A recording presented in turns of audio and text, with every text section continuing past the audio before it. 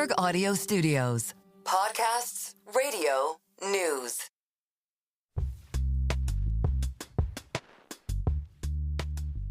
Welcome back to The Deal. I'm your host, Jason Kelly, alongside my partner, Alex Rodriguez. All right, Alex, you're in Miami. I'm back in New York, and we have so much to talk about. We've got a great conversation coming up with your friend, Johnny Damon. He's sort of one of one in the world of baseball. Won a World Series with your Yankees, also won a World Series with, that other team that plays up in Boston, and we'll get into all of that. He's got a new sports drink, and we're going to talk about a bunch of Yankee stuff with him. But I have some things I need to talk about with you. Let's start with what blew up my phone this weekend. So I can't even imagine what it did to your phone, which is the viral half-court shot that you hit at Bucknell. Like, what are you doing? Like, what's happening? First of all, it's a shot that went around the world. Yeah. I had more texts and emails than when we won the World Series in 2009 against the Phillies. But what was interesting is there was a lot of questions that there was no way that was true. That had to be AI. And I'm like, no, look, there's different angles. So that was really fun. There's nothing like being back in a college campus. I was there because my partner, Mark Laurie, is an alum there. We have a company called Jump, in which we're piloting at Bucknell. So we double dipped. We did a 10 a.m. talk to the student body at the business school and some of the alums.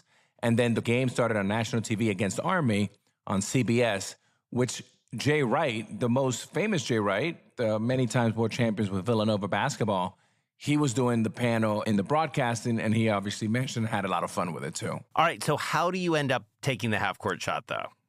So basically, they've been doing this, I guess, for years. The athletic director said, look, each one of you will sponsor one student. My student was Owen from Philadelphia, wonderful young man.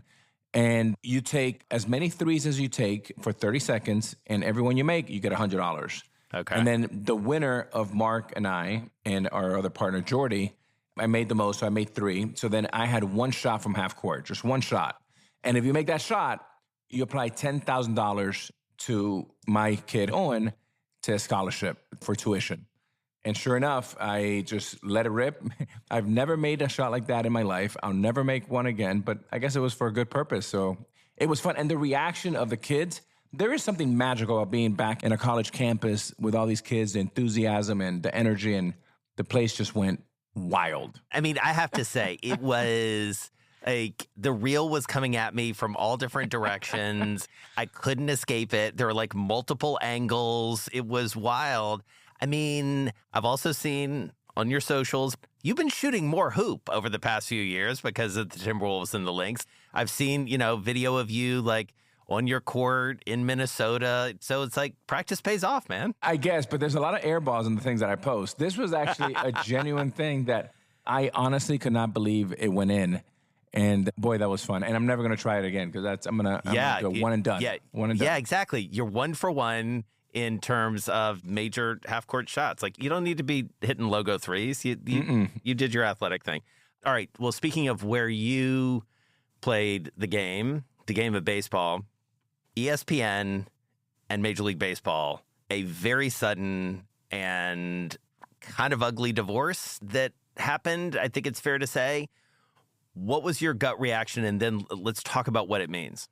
Well, it's certainly, what happened was for the first time in over 3 decades, ESPN has had a marriage with Major League Baseball, as they do with the NBA, as they do with the NFL, and now hockey. And they basically wanted to walk away because they felt the $550 million they were paying them annually was too much.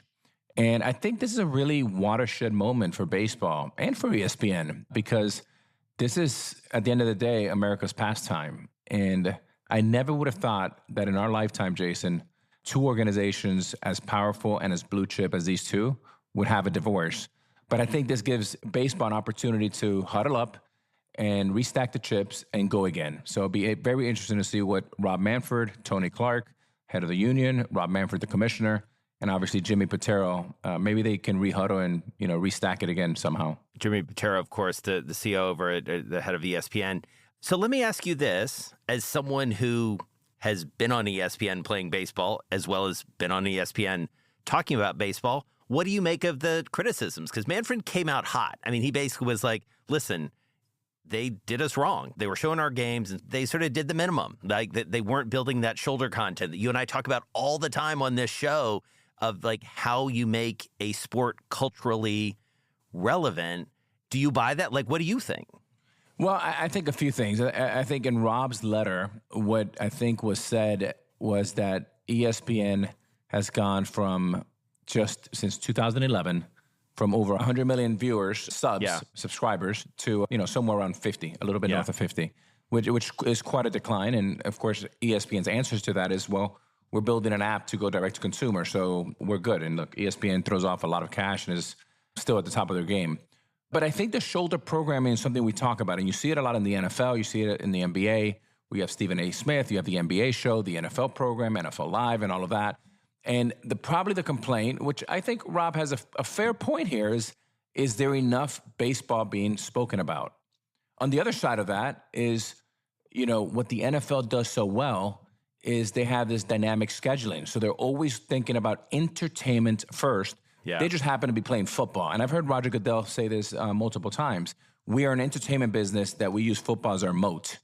When it comes to baseball, I think in this next week, Jason, 2026 schedule's already coming out. The challenge with that is, how do you know where the big matchups are? How do you know who's going to play well? And I think if they can come together and say, look, we'll do some more dynamic scheduling. As an example, we had huge numbers for Fox in the World Series. Yeah. Why? We had the Yankees and the Dodgers. Well, that just tells you that you have to chase these dream matchups and create some of this during the season. I'm still very bullish on baseball long term. The headwinds short term continue, both at the local level, regional sports network deals having financial issues, and now they get hit at the macro level with the national TV deal. So I think when you have moments like this, it allows you to have to be flexible and change certain things to make baseball that much better. And by the way, in fairness to Rob and Tony Clark, the head of the union, they've already made some great strides with the time clock and others. I think they should have to continue. Yeah, I mean, when I read Manfred's comments, this whole notion of the other leagues have just lapped MLB in terms of allowing us to get to know the players. And we don't know the players. They are not the cultural icons that they were, candidly, even when you were playing. And by the way, that wasn't that long ago. I mean, here I'm treading into some territory. So, just take it as it were. One could argue we knew too much about what was going on with you. But Amen. We don't know anything about Aaron Judge. He's a mystery. All we know about Shohei Ohtani is the trouble that his guy got into, gambling with his money. It's we don't know these baseball players. And so I hear what Manfred is saying in the sense of we don't have this deep emotional connection to the players playing the game. And that is where a lot of this good content could come from. Yeah, look, I was right in the middle of it, so it's definitely not self-serving for me to say this. I think a lot of the trust was broken back when Bud Selig was a commissioner, and I ran into my issues and other players ran into some issues. So I thought that was a watershed moment where fans were going, oh, maybe there's other sports to go look at.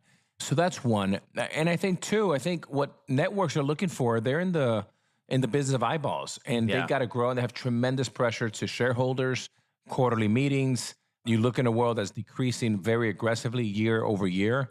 So if you're Major League Baseball, you have to say, okay, what could we do? Could we create a partnership with NCAA, right? We're losing a lot of our great talent at the youth level, where you have to mortgage a home to go play Little League Baseball, and the ability to keep up with the Joneses. And then on the big league side, more is better, right? Yeah. And we grew up, Jason, in less is more. They told us you don't want to be in Page Six. Obviously, I did not listen to that. But that's a good thing that Aaron Judge and Ohtani are not in Page Six. However, could we have some, NBA just came out with the starting five. Can we come out with the starting nine? Yeah. F1 came out with their content, which has transformed hundreds of millions of people around the world. Baseball has that same opportunity. And I think baseball has to have a new motto. Yeah. Fortune favors the bold, and you got to be bold. Well, and again, as you said, Yankees-Dodgers was unbelievable, just an unbelievable scene. Everybody was talking about it, and I just take so much from that lesson and your point that was the dream matchup. All right, so speaking of the Yankees, before we get to our guest, you were at training camp.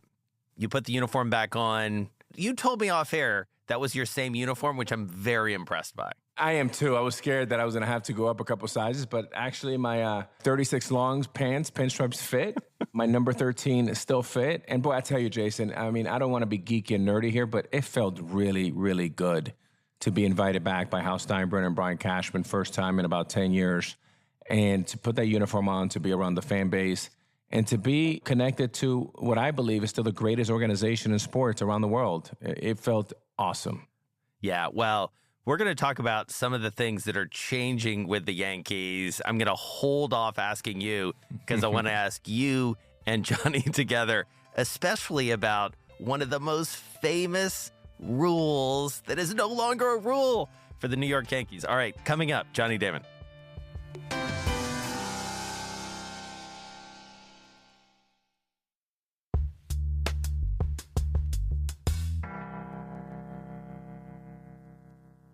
All right, joining us now is Johnny Damon, a familiar face to so many of us baseball fans and, you know, former major league players like my partner. He's, of course, former MLB outfielder, won a couple World Series with that team in Boston and our team here in New York.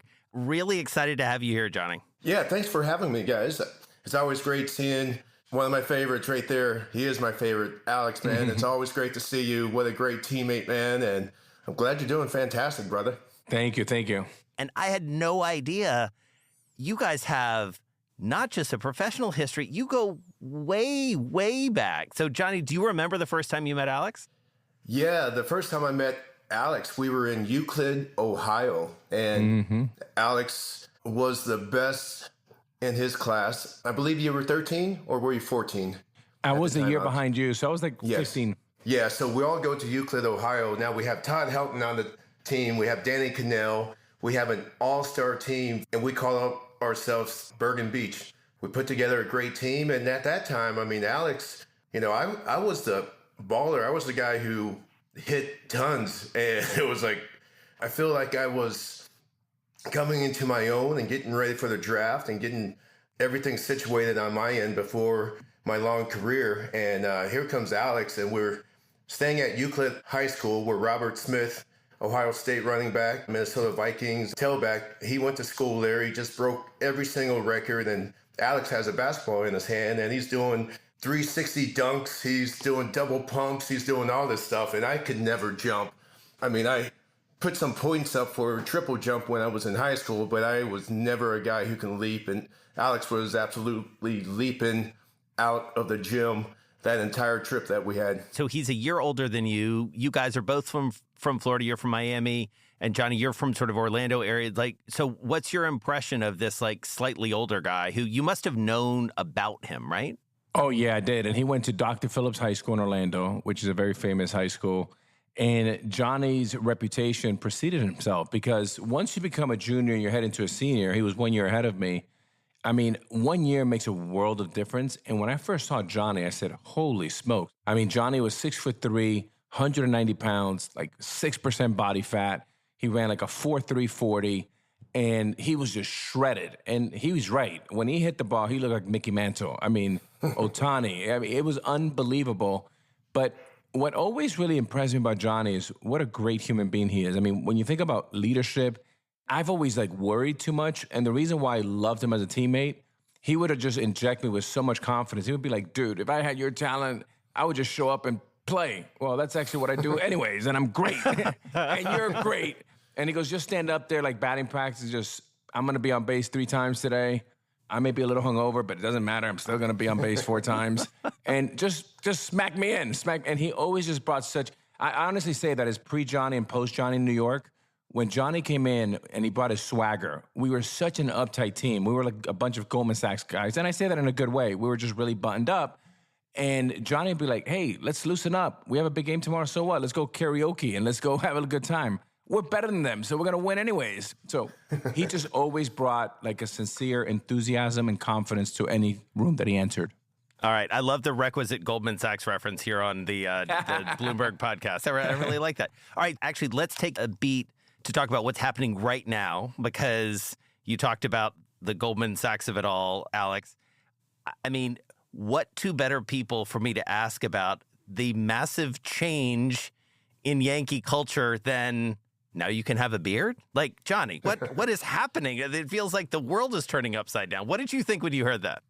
Well, it sure is, and I definitely, I'm even going to George Steinbrenner Field tomorrow to do an appearance. And what do I do this morning? I wake up and I shave because I feel like it's tradition, and whatever George Steinbrenner wanted, I was going to do. And the biggest thing with the boss, he wanted to hear that you wanted to be a Yankee. So you knew what came with being a Yankee. You are automatically an all-star. You already know you're going to shave. You already know he's going to pay you top dollar to have the best players. So it was never a question for me when I signed with the Yankees. I knew what I had to do. It's a different organization, but then again, we don't own the team. And I'm not sure how many free agents they've lost out on over the years, because a lot of times the Yankees go and get the best players, and the best players understand, and the best players have respect for the game. So, Alex, what did you think? We haven't really had a chance to talk about this. Well, Jason, you couldn't have two more perfect guys to be talking about this. One has the world's greatest beard in Johnny Damon, and I've been trying to grow a beard for 30 years, and I can't. So I don't have a choice. But I think Johnny's right. Like, this is really about honoring the great late George Steinbrenner. And I thought, what a small price to pay to play for the greatest organization in sports around the world. He's going to pay you the best. Johnny's right. He's going to surround you with the best resources and talent, coaches, personnel, folks from the medical department, you name it, the stadium, everything. So my philosophy always was, if you're not willing to shave to be a Yankee, then we don't want you to be a Yankee anyways. But give Hal credit. This is a world that's moving very fast. This generation of young men are very different. And if Hal, who's the general partner and the man in charge, if he feels is the best for the organization, who's Johnny and I to question that? So we just follow his lead. Yeah. What was it like for you guys to play together as pros? It's one thing, when you guys are like chopping it up in Euclid, Ohio, but it's like you play against each other and then you play together, right? I mean, like, what was going on there? What was the vibe? What was the vibe, Johnny? Man, Alex always tried to recruit me, whatever team I was on. I got traded from Kansas City and went over to Oakland, and that whole year he knew I was going to be a free agent after the season. And I have a relationship with John Hart, who was the GM over in Texas, and he really wanted me. Alex really wanted me. Unfortunately, Alex made most of the money on the team, and they couldn't add players We'd love to pay you. We literally have no money left. Yeah, so they had to shift money around. I know Carl Everett got traded to Texas for Darren Oliver, and that opened up me going to Boston. And it was a great run, great 4 years of, having lots of fun, coming into my own. So, Alex, take us back. I mean, this is the deal. Like, how did Johnny fit in from a business and sort of a playing perspective?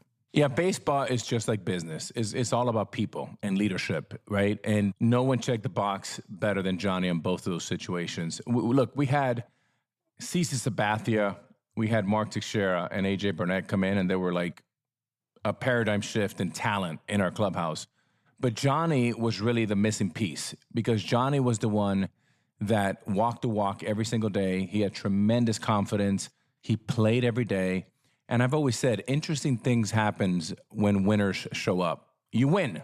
And that's exactly what we did in 2009. And there's two moments in Johnny's career that really jump off the page. One was good and one was bad for me.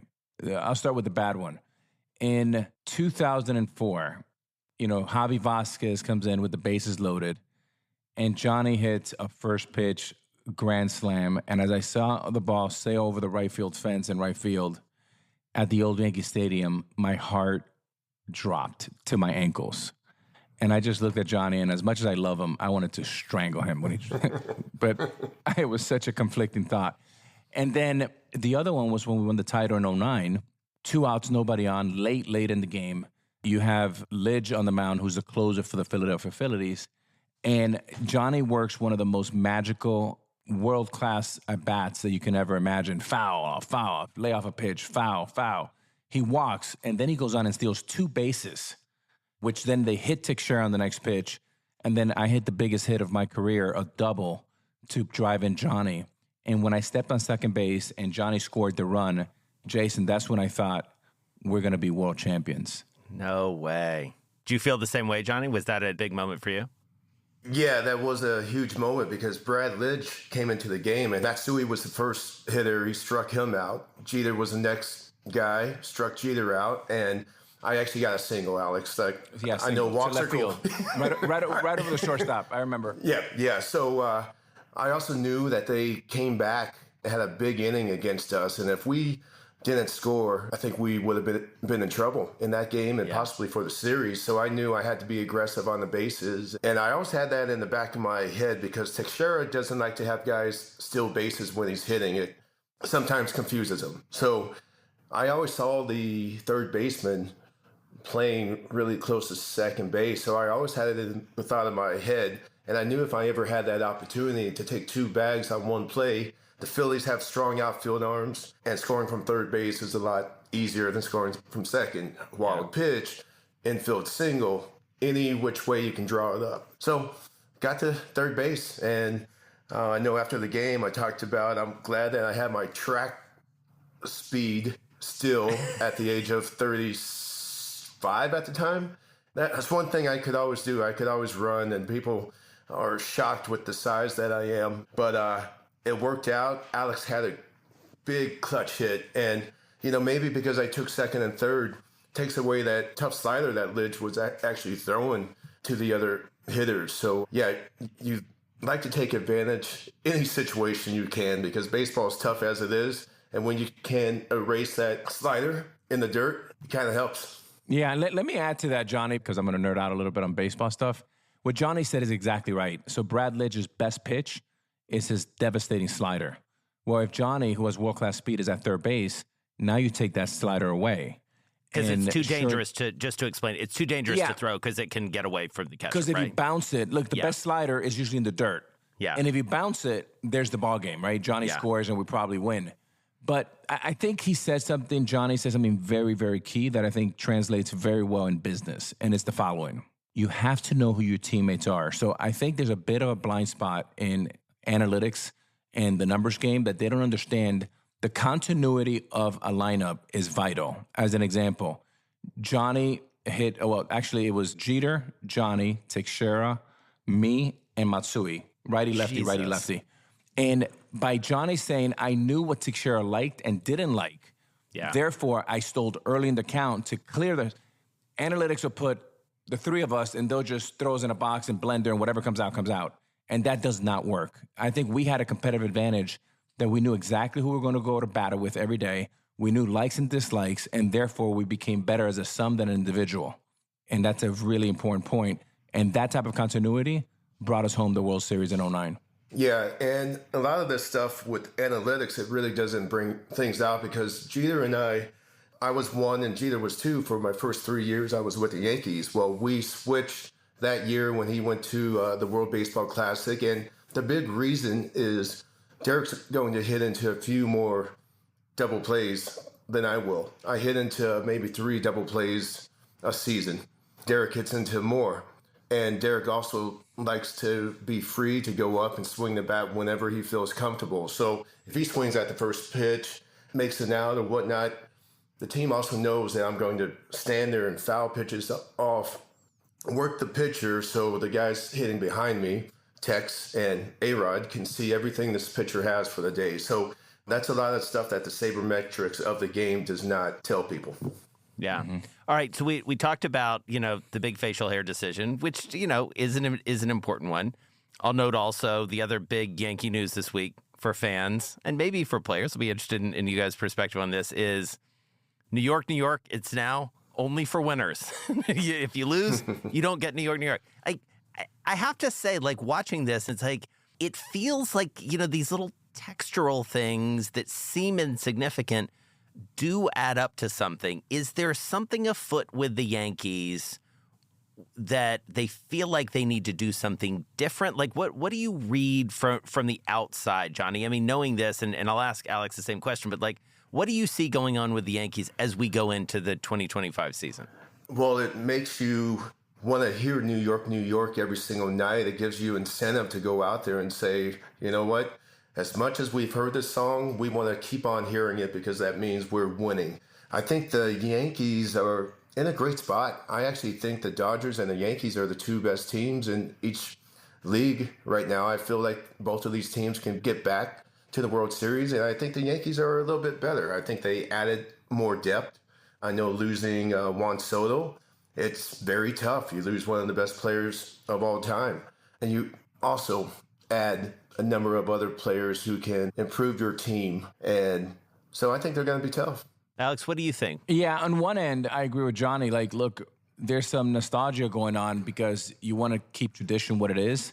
But in another way, you got to, tip your hat because hopefully it could be a microcosm of what baseball needs to do to keep up with the Joneses. And when the Joneses, I mean the NFL, I mean, NBA, WNBA, soccer, there's a lot of competition and you have to be able to pivot and move and be able to check the ego and say, okay, can we get better? And, props to the Yankees because that's what they're looking to do. All right. There was one more thing that I wanted to ask you about sort of it from your era, Johnny. And I was thinking about it as you guys were talking and you mentioned Jeter. And, when we sat down with him on this podcast, we talked about Alex arriving in New York and sort of what that meant. And obviously there was a position switch and everything that happened and getting both Alex and Derek to tell that story was really interesting. Tell us about, and Alex I know knows this, but I and our listeners don't, what was the deal that brought you to New York? Like, do you remember sort of the contours of it and sort of what you felt at that time? Because it's like, this is no great surprise to anyone who's listening. The Red Sox and the Yankees don't really like each other that much. The fans don't really like the other team very much. So take us back there. What was that like? Yeah, well, it was definitely a very tough decision for me, being a fan favorite with the Red Sox and winning a championship and buying a new house there because I was told I was going to be there for a long time. And unfortunately, you have young studs coming up, say Jacoby Ellsbury, who, you can start saving some money with me and you can add a young player for a number of years. I think at the end of the day, the Red Sox really wanted me for 1, maybe 2 more years and let me walk because they are into the numbers game. So making that move to New York, I was mostly thinking about the fans and my teammates, but I also knew that I had to make a decision. It's not a popular one, but I wanted baseball to stay important. You can't leave the Red Sox and then go sign somewhere out west where people on the East Coast aren't going to watch you. I respected the way the Yankees played the game, how they hustled, how they carried themselves. And, it just made too much sense for me. They needed a leadoff hitter and they needed a center fielder. And spring training was only an hour away from my house. So I had 6 more weeks of spring training that I was thinking about that I would make that drive every single day. And it's very important. I mean, I have a lot of young kids now. I have 8 kids and I always wanted to have that extra time at home with them. So the move going to New York was, I loved it. Johnny, this is a business podcast, so I do want to ask you a little bit of the blend of business and sports.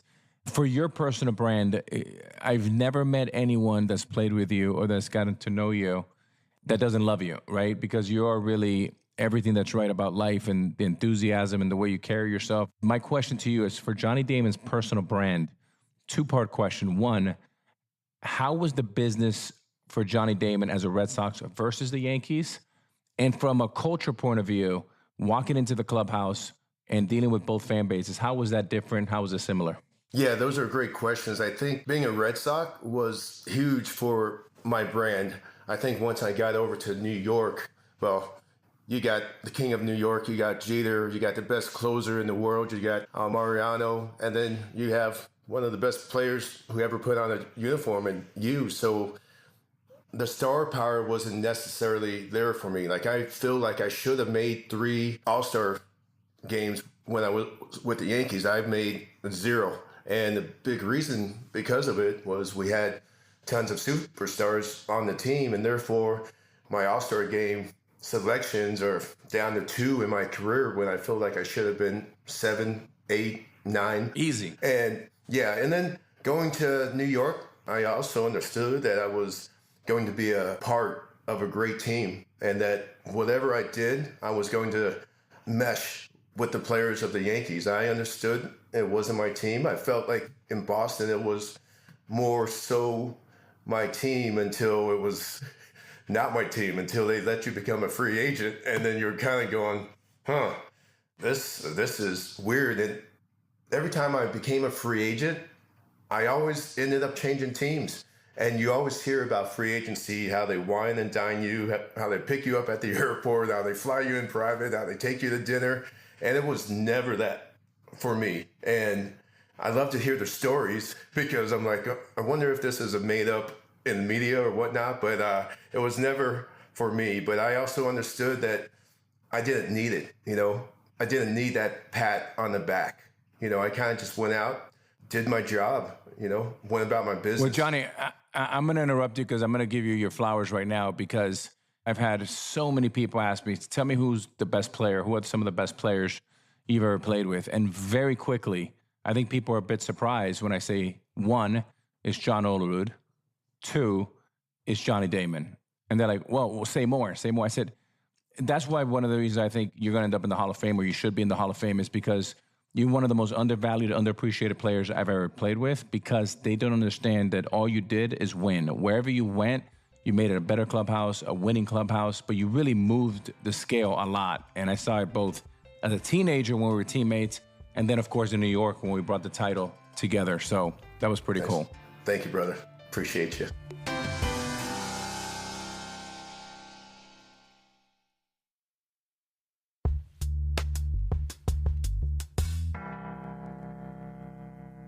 All right, so let's talk a little bit about business. Talk to us about your philosophy, sort of moving more seriously, into business in your post-playing career. What did you think about? How do you go about kind of figuring out, what you want to work on? Well, you got to try to be like A-Rod there. I mean, he's absolutely crushing it, and I'm very happy for him. And, right now I have my A-Game drink out there. We're in 5,000 stores out there, and we're doing very well. You always have to bring your A-game for every single thing you do. And the best part of me being chairman and CEO is I'm honest with people. There's nothing that's going to be a secret with my team. And it was like that in baseball, and it's like that in my life. I feel like if you're honest with people, you can get a lot done. Sometimes you have to do all this stuff to make your team succeed. And that's what I've been doing, and we've been doing a great job. And I'm very happy with my team. Everyone's bringing their A game. And yeah, this is going to be a big year for us. We have Gary Brecka just locked in with us. We have Tyler Adams. He plays in the Premier League on the U.S. national team, but he's with Bournemouth right now. Caleb Downs won the national championship with Ohio State. Yeah, so we're moving in the right direction. Bo Jackson's been part of my team for a couple of years now, but we are clean, no artificial flavors, forever chemicals. And that's why we have guys like Gary Brecka very interested in helping change the game with hydration, because every ingredient works for you. A lot of the stuff in other drinks, they're just not good. And you see Make America Healthy Again, how they're getting rid of the red dye 40s and all this unnecessary stuff. And yeah, like I said, we're very clean, and you can check us out at drinkagame.com. So, Johnny, high level, maybe explain to our viewers, what is the business model? I mean, how much are you trying to scale this business? You mentioned 5,000 stores. Where do you see this in 3 to 5 years? And how do you exit a business like this? Okay, I would say in a year from now, we are going to be in about 10,000 stores. We are rapidly just getting in front of the right people. That's the toughest thing. Polar Beverages up in Worcester, Mass. They're our partners. And when you have a company that's been around for about 150 years, they know what they're doing. The Crawley family, they're absolutely amazing. And they're going to help us get to the next level. I've got a strong team around me that I trust. They trust me. And there is a lot of ups and downs in this business. I mean, we're out there working our tails off, and there's always another company every single year who's trying to get better than the next guy. And we've created this years ago.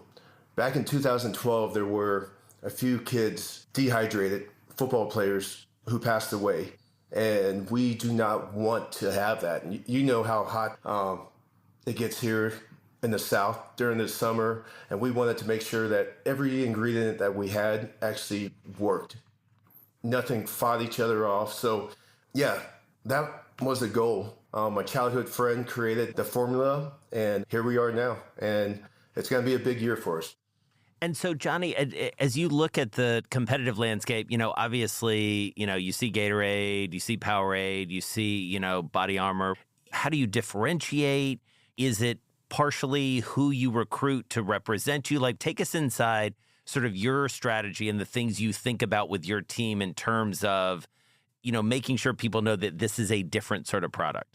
Oh, it's so awesome when you have friends who puts a post out. Mark Wahlberg, great friend of mine. He shot a post with A-Game, and man, instantly we had a lot of people check out our site, purchase our product. But you're right, you have to think about all the influencers out there. It's a whole different ball game than when you hit 50 home runs a year. People are paying attention. When someone has over 1 million likes, that's a big thing right now with our generation. And so, I've got to keep talking to my friends, keep going out there and doing the very best I can do, and just keep on plugging away. But we do want to try to first come in and take 1% of the market. We know Gatorade and Powerade, Body Armor, those guys are going to be around. Then hopefully we take that 1% and rise to 3% over the next 3 to 5 years.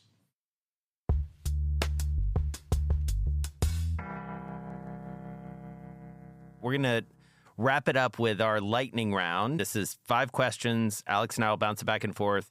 Keep it tight. Just the first thing that comes to your mind. You ready? Let's go. All right. What's the best piece of advice you've ever received on deal making or business? You have to have your heart in it. It's being a baseball player. If you're not committed, or even being a manager, a few people asked me if I wanted to get back into baseball. And with all my kids, they're still very young. I can't be 100% committed, but what I'm doing right now, I'm 100% committed to my drink and also to my family. Who's your dream deal make partner? Oh, you guys know this one. This is Donald Trump. He's been my guy for over 20 years, man. He's the best. Glad I can call him my friend of over 20 years, and his family. Yeah, I always have his back, and he knows how to structure a deal. What's the most nervous you've ever been? Oh, probably when I signed with the Yankees. Yeah, that was a tough one. My wife was buying a new puppy up in Jacksonville, and here I am talking to Cashman on one end of the phone, and I'm talking to her, and she's excited about the new dog. But no, I was nervous. I don't think I was nervous about joining the team, but I have a heart, and I felt for the fans of Boston that it's time to say goodbye, and that's very difficult. What's your favorite hype song before a big meeting or negotiation? Oh, man, Five Finger Death Punch was always a great one. American Capitalist. All right, what's your advice for someone listening who wants a career like yours, which I have to say is an utterly unique career? So I don't know what your advice would be, but we'd love to hear it. Oh, shoot, you have to have fun in everything you do. I mean, I always carry that smile on my face when I played the game. I love it, Johnny. But Jason, real quick before we go home, I want to tell you that you and Johnny have something in common because you've been peppering us with what we have in common. Okay. So Johnny is connected to our boss, Michael Bloomberg. Okay? Yes. No way. So where you work every day in the great building of Bloomberg, Johnny was one of the first buyers there at the Bloomberg building. Yes, no way. it You was lived upstairs. incredible. No kidding. Yes. We lived upstairs, and I showed Alex it one night, and his eyes lit up, and I was like, we better hurry up and buy this before Alex comes in. Yeah, but I mean, it was absolutely amazing. Yeah, Alex and I have filmed promos in that courtyard. It's his home away from it. He did the next best thing to buying a place here, which was he just sort of came to work here. So, Exactly. we all get in this building whatever way we can, Johnny, For all right, sure. listen, man, this was really, really fun. And as promised, I mean, Alex and I came into today so excited to talk to you, and we really, really appreciate your time. Best of luck with A-Game, and hope our paths cross again soon. Thank you. Sounds good. Thank you, guys. Thanks, Johnny.